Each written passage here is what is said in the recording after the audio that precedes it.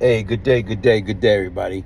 Hey, what's your thought process, man? What y'all think gonna happen next, man? Is this the beginning of the end? Who knows? But once again, when you sit back and you think about it, we, as far as the United States, drew, like Rambo say, first blood. They dropped the bomb on Iran. So automatically right now is a lot of people is not afraid of the United States. They look at the United States as being bullied, enforcing their will, doing what they want to do whenever they want to do it, and everybody's supposed to bow down. But listen, man, I don't think, that's going to go down like that. I'm thinking right now is these folks about to make a big effing move. And we don't have nobody to blame but who? The person in charge, man. We supposed to be, or he say he's about peace. You don't drop a bomb on another country if you're about peace. Wow.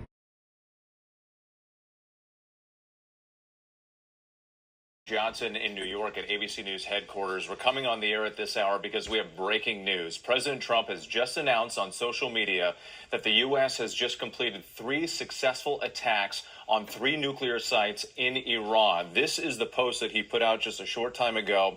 We have completed our very successful attack on the 3 nuclear sites in Iran, including Fordo, Natanz, and Esfahan.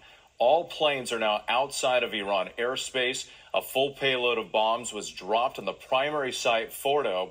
All planes are safely on their way home. Congratulations to our great American warriors. There is not another military in the world that could have done this. Now is the time for peace. Thank you for your attention to this matter.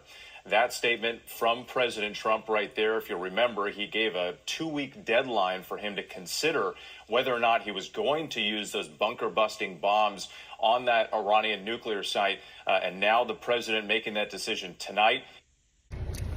An unprecedented moment. But what the U.S. and Iran do next could be even more monumentous. For decades, the United States and Iran have carefully avoided crossing a dangerous red line into direct military confrontation.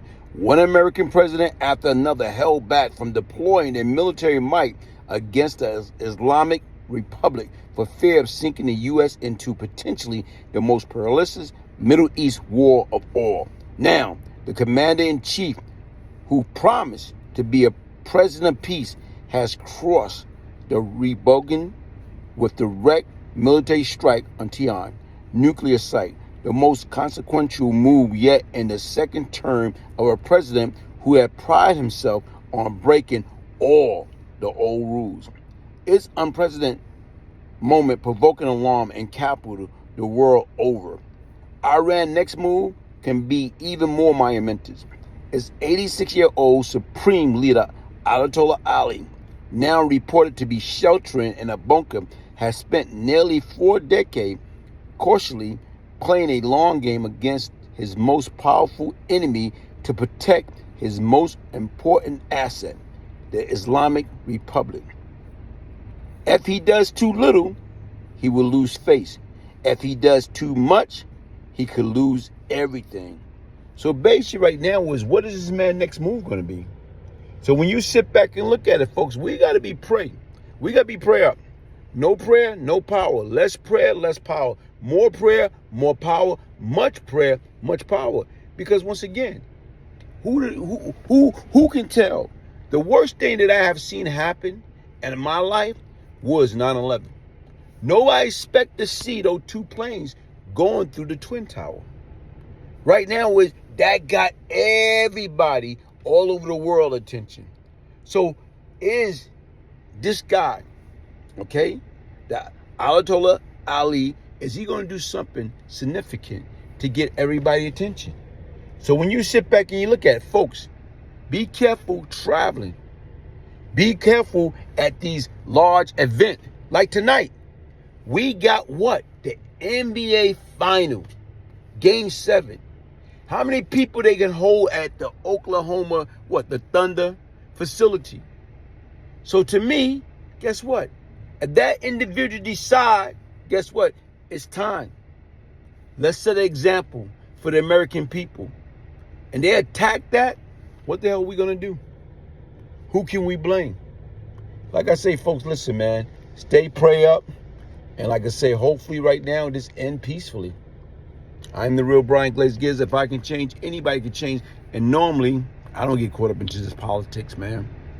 Brian had associated himself with probably the most ruthless and notorious cocaine crack enterprise in the city, that being Howard Pappy Mason and Lorenzo Fat Cat Nichols. NYPD rookie police officer was murdered, executioner style. And as I'm listening to that, I'm like, whoa.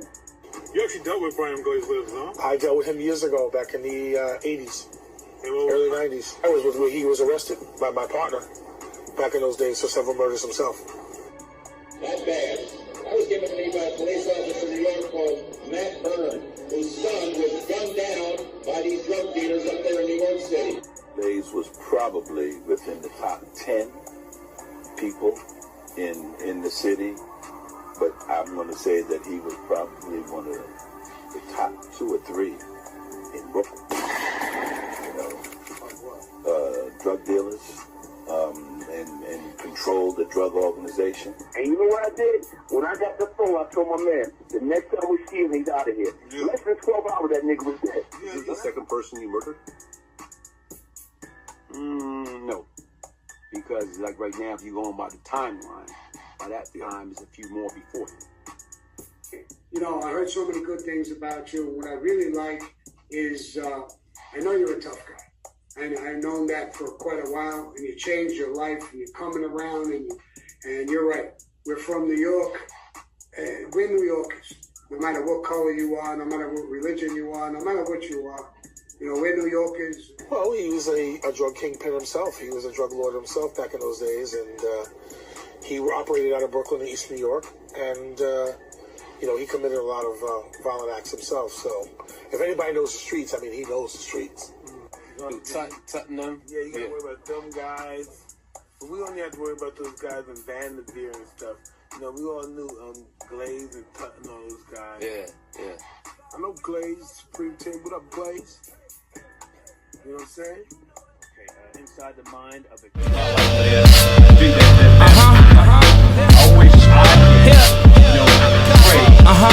My mom used to tell me about the good old days.